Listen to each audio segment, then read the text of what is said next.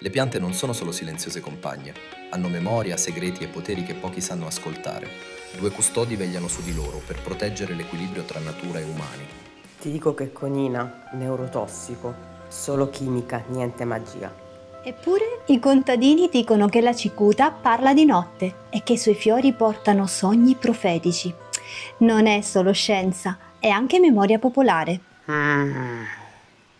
Custodi, aiuto! Che succede? Le capre hanno mangiato qualcosa nel bosco. Stanno male, sono immobili per terra. Potrebbe essere cicuta, l'abbiamo trovata anche qui nel prato. Non toccate niente, che andiamo a verificare di persona. Forse possiamo salvarle. Alcune erbe possono infatti contrastare il veleno, lo sai?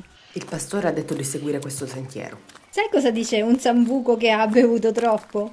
No, cosa? Oggi sono proprio ebbio. Ma dai, questo è terribile. Ferma, il mio super olfatto sente qualcosa. Odore di colla. Sì, è colla.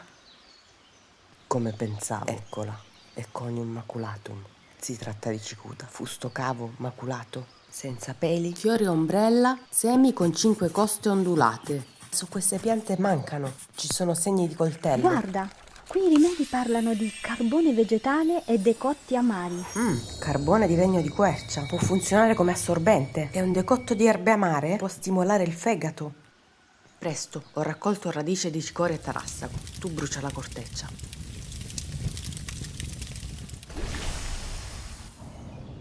Non ci resta che preparare un decotto e farlo bere alle capre. Eccoci, signor pastore. Questo decotto dovrebbe aiutare le caprette.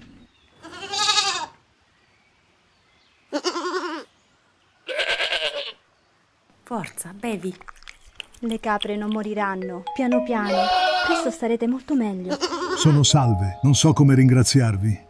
Siete come streghe venute dal bosco. Non siamo streghe e non servono leggende e incantesimi, ma le giuste molecole. Forse le leggende servono a ricordarci di rispettare le piante, anche le più pericolose. Aspettate, c'è un'ultima questione da risolvere. La cicuta non era stata rosicchiata, ma tagliata con il coltello. Vuoi dire che qualcuno gliel'ha dato apposta? Il terreno appartiene al signor Pignetti, che possa essere stato lui. Quelle capre mi distruggono le ortensie da mesi. Se le volete sane, che almeno imparino a stare lontane dal mio terreno. Hai avvelenato gli animali del villaggio, sei impazzito. Mia nonna era un'erbana. Mi ha insegnato a riconoscere ogni pianta. Non pensavo morissero. Volevo solo dare una lezione. La conoscenza delle erbe è un dono. Usarla per fare del male agli altri è una colpa gravissima. Tua nonna avrebbe voluto che proteggessi le piante e gli animali, non che le usassi per vendetta.